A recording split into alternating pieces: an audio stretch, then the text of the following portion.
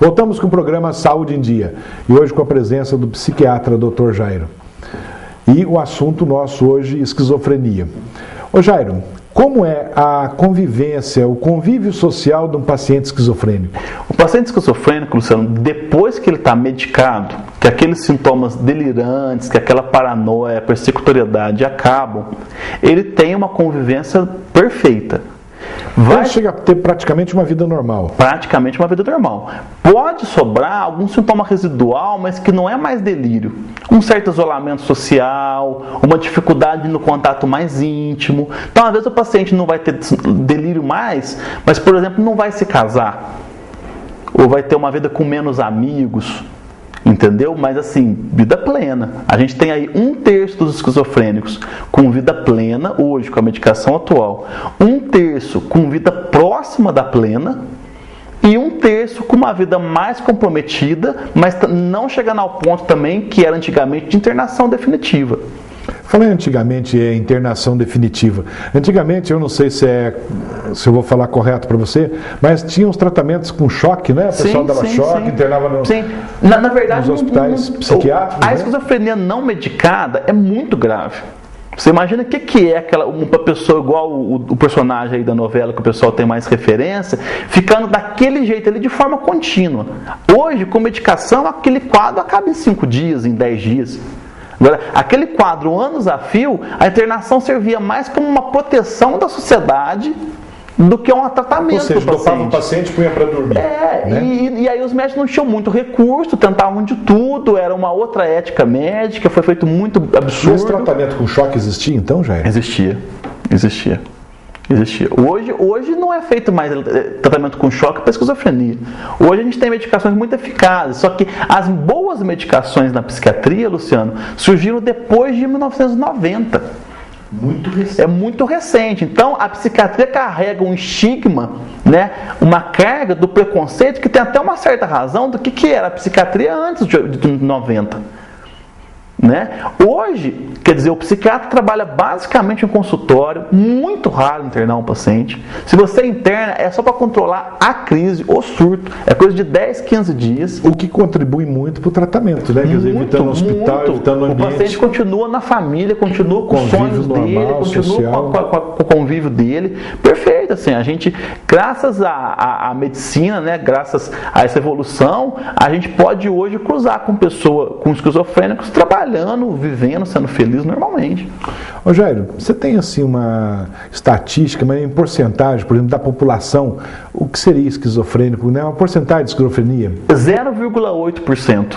E isso em qualquer tipo de cultura, não importa se é país rico, se é país pobre, não importa se é rural, se é raça, nada. 0,8%. De uma maneira geral. E o fato de não variar muito com raça e tudo mais, mostra que ela é mais orgânica, mais hereditária do que outras doenças psiquiátricas, como a depressão, que varia muito conforme país, conforme o modo de vida. Ô Jairo, então vamos falar um pouquinho do tratamento, né? Como que seria o tratamento, então, hoje em dia, né? Já que é tão recente, de 90 para cá? Hoje em dia, sim. Do tratamento você vai ter várias fases, né? A primeira é proteger a pessoa para ela não se machucar e não machucar ninguém enquanto ela está em crise. Né? Entender que ela está doente, que ela não tem culpa de estar, de repente, alucinando, agitada, eventualmente agressiva. Não são todos que vão ficar agressivos, pelo contrário, né? Depois, e começar a medicação. Algumas vezes você tem que começar a medicação até contra a vontade do indivíduo, porque ele, estando doente, ele não se percebe doente. E normalmente o paciente aceita o tratamento, ele toma a medicação? Algumas vezes não aceita. Algumas vezes você vai conseguir que ele aceite a medicação, não falando que a medicação é para doença esquizofrenia. Muitas vezes você vai dar a medicação, olha, você está muito nervoso com essa perseguição, vou te dar um remédio para te ajudar a dormir. O paciente esquizofrênico, evidentemente que depois você vai explicar tudo para o paciente quando ele melhorar, lógico. Tiver aquele quadro de melhora. E o paciente esquizofrênico, ele tem noção que ele tem uma patologia? Não, normalmente não. Porque ele está vivendo aquilo como real.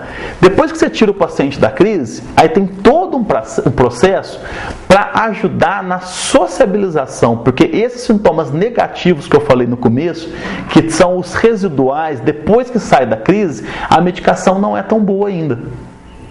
O paciente ele deve ter, então, pelo que eu estou entendendo, dois mundos, né? Seria um mundo interior e um mundo externo. Sim. Aí depois que você tira da crise aguda, você vai ter que reintegrar ele no mundo externo, né? Para a vida o mais plena possível. Aí nesse momento que entra o papel importante de assistente social, o papel importante de psicólogo, e esse que é o trabalho, Luciano, que é muito feito hoje em dia nos CAPs, né? Que agora, por uma lei federal, você tem os CAPs em todas as cidades, justamente para fazer a reintegração do paciente. Agora, o paciente, para ser reintegrado, ele tem que ter sido feito um diagnóstico e ele tem que estar medicado. Está bem estabilizado, né? Sim, sim. Ô Jairo, tem umas perguntas, né, dos nossos telespectadores, podemos responder alguma? Vamos lá, Jean, primeira pergunta. A esquizofrenia é uma doença psiquiátrica, onde a pessoa perde totalmente o contato com a realidade. A pessoa esquizofrênica tem delírios e alucinações. Antigamente, essas pessoas eram tratadas somente em sanatórios, mas felizmente hoje já há tratamento e menos danos e preconceito a essas pessoas. Gostaria de saber qual a diferença de um esquizofrênico de um transtorno bipolar.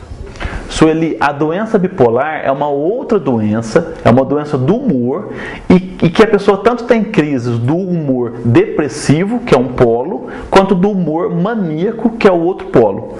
Quando o paciente está na crise maníaca, ele fica psicótico e o quadro dele pode confundir com o quadro de esquizofrenia. Mas uma coisa é uma coisa, são outra doenças outra, né? diferentes, tratamentos diferentes. Como eu falei, a psicose pode aparecer em várias doenças e não só na esquizofrenia.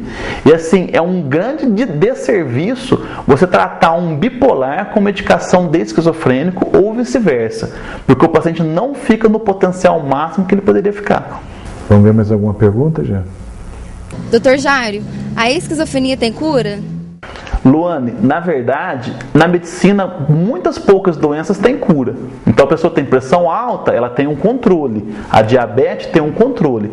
A esquizofrenia também. Mediante medicação, a gente tem uma grande maioria dos pacientes que tem um controle da doença e uma vida plena mediante medicação. Lógico, tendo um controle, consultando o médico periodicamente. Agora, você pensar que você vai ter uma medicação, que você vai tomar e vai curar a ponto de não precisar da medicação ainda, mas a gente não tem isso ainda. São dados ainda que talvez mais como não futuro, tem pra quase né? nenhuma Não é quase nada, né, Jair? Como você explicou, o caso da hipertensão, quer dizer, o paciente continua ou trata direitinho ou vai estar descontrolado, né, no tratamento. Mais alguma pergunta? Doutor Jairo, a minha dúvida é a seguinte: o personagem Tarso da novela Caminhos da Índia apresenta um quadro de psicose ou de esquizofrenia?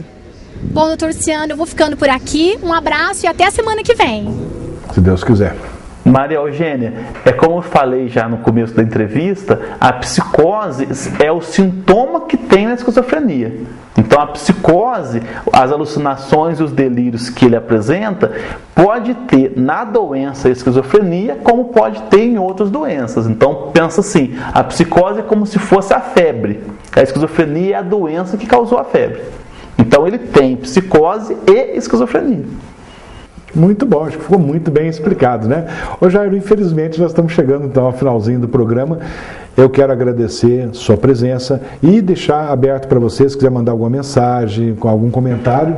O comentário que eu faço, né, que é uma coisa que eu dou ênfase toda vez que eu posso, é que tanto na esquizofrenia como em outras doenças psiquiátricas, quebrar o preconceito, buscar o tratamento e qualidade de vida. Quer dizer, quem tem qualquer sofrimento psiquiátrico, e quem tem sabe disso, né, tem uma perda de qualidade de vida muitas vezes maior do que muitas outras doenças físicas, mas tende a procurar ajuda com mais demora do que deveria procurar. Então, quebrar o paradigma, quer dizer, fazer uma avaliação para poder tirar uma dúvida não vai fazer mal para ninguém. E não fazer como na novela, né, a família tentar esconder, né, o paciente. Então todas as famílias aí que tiver algum quadro de esquizofrenia ou suspeita, procurar sempre um profissional capacitado para isso, igual o correto tratamento. Se você tem um problema no seu computador, você não espera um ano para levar ele para consertar. E aí com a saúde, muito mais importante. Exatamente, saúde não tem tempo. Com certeza. Jairo, muito obrigado pela sua presença. Está aberto para você o programa quantas vezes quiser voltar. Eu agradeço aí. Chegamos então ao final de mais um programa Saúde em Dia. Até a próxima semana. Fiquem com Deus.